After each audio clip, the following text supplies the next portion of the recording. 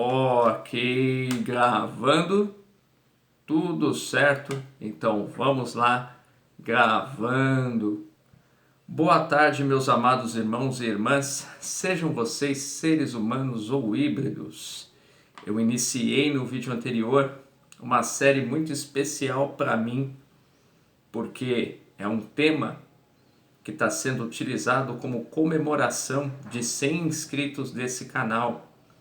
E no vídeo anterior eu falei sobre a importância da Madame Blavatsky, tanto para a teosofia como para todo o ocultista de todas as outras ordens. E lá eu descrevi um dos primeiros feitos da Madame Blavatsky, que foi criar a teoria da religião comparada. E esse vídeo é dedicado a continuar essas informações sobre essa grande ocultista que eu tenho muito carinho, essa grande mestra, e que pouca gente sabe. Você sabia que a Madame Blavatsky, apesar de não poder falar em público, da mesma forma que ela fez com as religiões e criou uma teoria da religião comparada, que já era mais aberta, já era normal ter várias pessoas, cada uma de uma religião, e de se conseguir falar desse assunto em público, você sabia que ela também tinha um estudo que envolvia ordens iniciáticas comparadas, escolas de mistérios comparadas? Se não sabia, não deixa de continuar assistindo esse vídeo, bem como seja bem-vindo ao meu canal, bem-vindo ao meu escritório. Para quem não me conhece, eu me chamo Tarsis Braga, faço parte de algumas ordens iniciáticas há muitos anos e a teosofia é uma delas.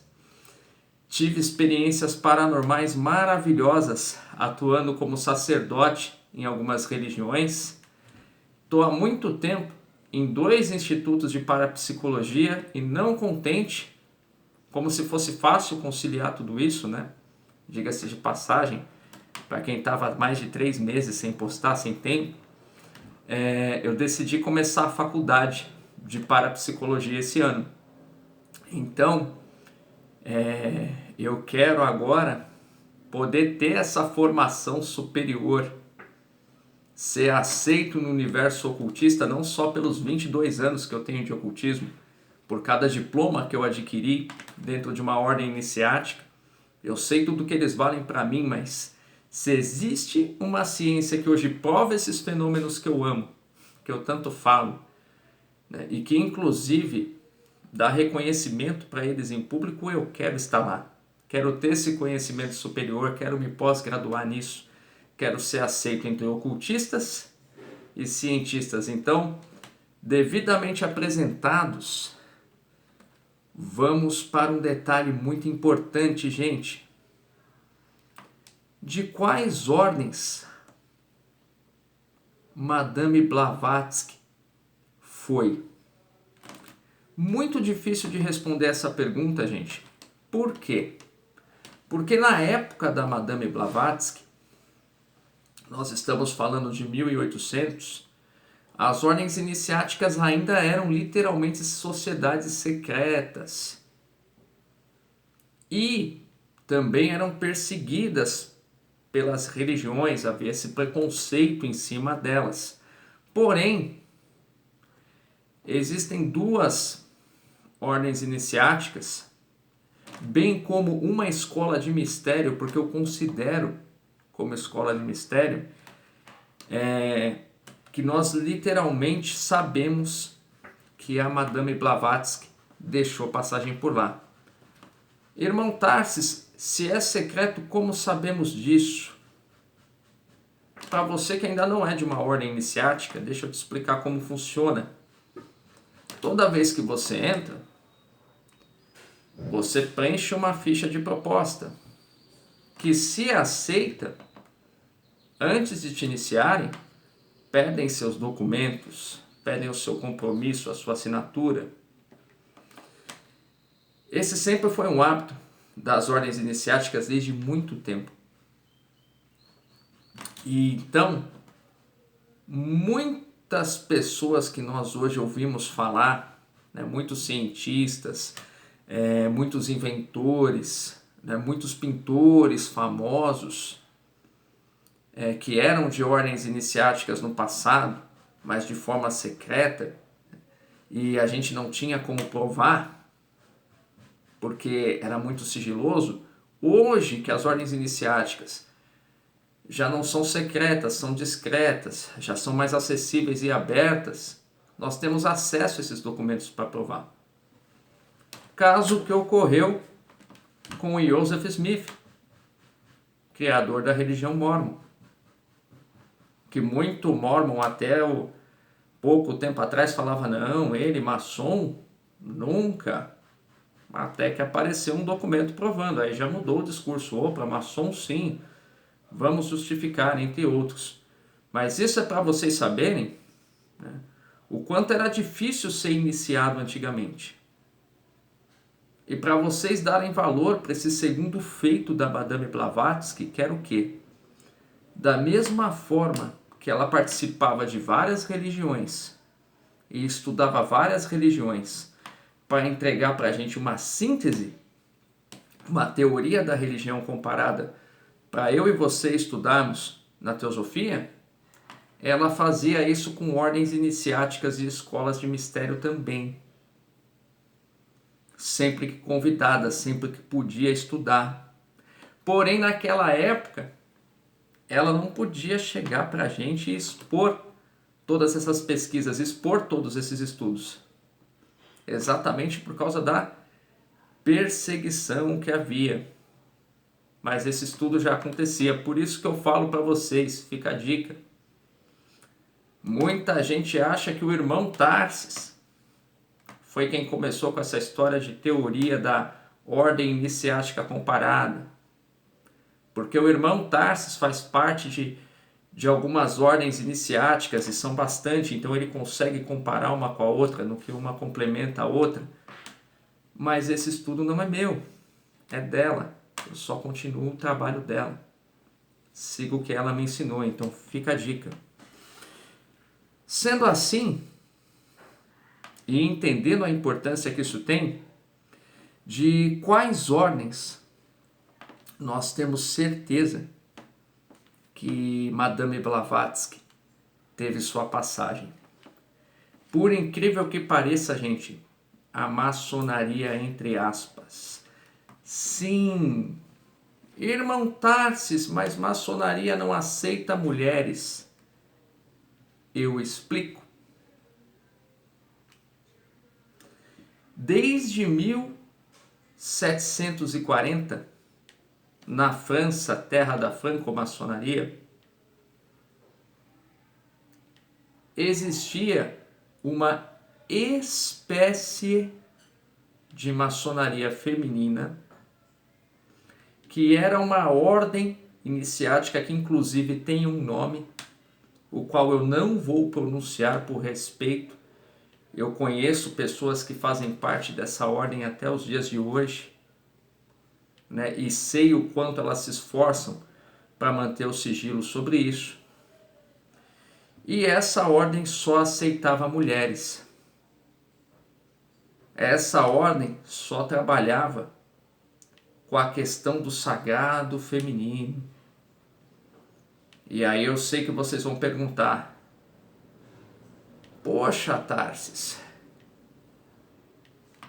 mas se maçom não aceita mulheres e nós achávamos que era machismo, que era por uma questão de não valorizar as mulheres, e não é isso, pelo contrário, existe uma outra ordem que é feita só para mulheres, que o homem não entra, e também não é por questões como feminismo, como desvalorizar os homens. Por que maçom não aceita mulheres? Essa é uma pergunta que eu vou responder em um próximo vídeo. Hoje fica claro a necessidade de vocês entenderem que essa sociedade secreta só para mulheres, ela sempre existiu ela existe até os dias de hoje. A Madame Blavatsky participou dela, entende? E o que acontece? Se essas mulheres conseguem existirem hoje, e detalhe, com uma coisa que eu tiro o chapéu, que eu elogio muito, que é o quê? De forma secreta, totalmente sigilosa, como a maçonaria já foi anteriormente, sabe, mantendo a qualidade das suas irmãs, como a maçonaria já foi anteriormente, até nos dias de hoje. Vocês imaginam na época como que era. Aí que era um ultra sigilo mesmo. E lógico que os irmãos da maçonaria, da franco-maçonaria, apoiavam essa ordem, protegendo elas em todas as circunstâncias. Por isso, gente, que quando a Madame Blavatsky se graduou dentro da ordem, e se fazia necessário mostrar um documento que registrasse essa graduação, foi a franco-maçonaria, foi uma loja de maçons homens, que fez o documento legando para ela grau por grau, estudo por estudo. E eles fizeram esse documento como se fosse de uma loja da franco-maçonaria mesmo. Inclusive tem uma coisa muito bacana, que lá está escrito assim, tem muita gente que fala que está escrito que o irmão Helena Petrovna Blavatsky foi aceito, mas não é, gente. I, R e 3 pontinhos, que significa irmão na maçonaria, poderia significar irmã também. Sob um outro ponto de vista, que como a maçonaria não aceita mulheres, ninguém mentalizava aquilo como irmã, mentalizava como irmão. Então fica essa dica, né? E assim ela recebeu todos esses graus. Mas nota, não porque ela era da maçonaria masculina, mas porque ela fazia parte dessa outra sociedade e precisava de um reconhecimento daquilo. Por isso que eu digo que ela participou da maçonaria, entre aspas, porque tudo que tinha para ser aprendido para mulheres, assim como a maçonaria de antigamente ensinava tudo que tinha que ser aprendido para homens, né, ela aprendeu. Passando por outra ordem, que a Madame Blavatsky também deixou seu legado, ela foi Rosa Cruz. Ela participou do rosacrucianismo, entende? E eu quero lembrar a vocês que durante muito tempo acreditou que se existia essa rixa, né, entre membros da maçonaria e a Rosa Cruz, né, principalmente, né, no caso da Amorc, né. Eu falo porque, não falo sem propriedade, eu falo porque eu faço parte da Amorc, né. E eu percebo que às vezes tinha principalmente entre as irmãs, né, uma aversão. Eu acredito que talvez em épocas passadas, com sociedades secretas existindo de forma secreta mesmo, podia até ser que de repente uma ou outra se estranhasse, né? Porém, o meu palpite, de verdade, é que eu acredito que os irmãos daquela época, que faziam parte da maçonaria, também faziam parte da Amorc. Eu encontro hoje muitos exemplos de pessoas assim, né? Como Francis Bacon, por exemplo, né? que fez parte de ambas as ordens. E, curiosamente, Helena Petrovna Blavatsky também fazia parte da Amorc. Uma outra escola de mistério que eu considero uma escola de mistério que ela fazia parte era o budismo tibetano. Mas não o budismo tibetano quanto religião, gente. Irmão Tarsis, existe uma diferença entre o budismo tibetano como religião e o budismo tibetano considerado a escola de mistério? Sim. Eu quero lembrar a vocês que, assim, quando a gente fala de budismo tibetano, os irmãos que fazem parte, eles deixam as suas vidas na cidade para ir morar isolados, para plantar aquilo que comem. Às vezes deixam de comer carne, deixam de ingerir substâncias infecciosas como café, sabe? Param de ingerir flúor, começam a praticar várias meditações. Então, assim, é diferente para quem vive no monastério e pratica o budismo tibetano, para quem é da cidade, né, e tem a religião budista tibetana. Muita gente aqui, diferente deles, come carne, não planta o que colhe. Outra coisa que eu vejo que tem de diferente também é que esses monastérios são cheios de livros muito importantes, muito raros, cheios de conhecimentos, manuscritos muito importantes, muito raros. E quem é da religião às vezes não tem acesso. Hoje você fala, por exemplo, de livro de Dzyan, conhecimento de poucos.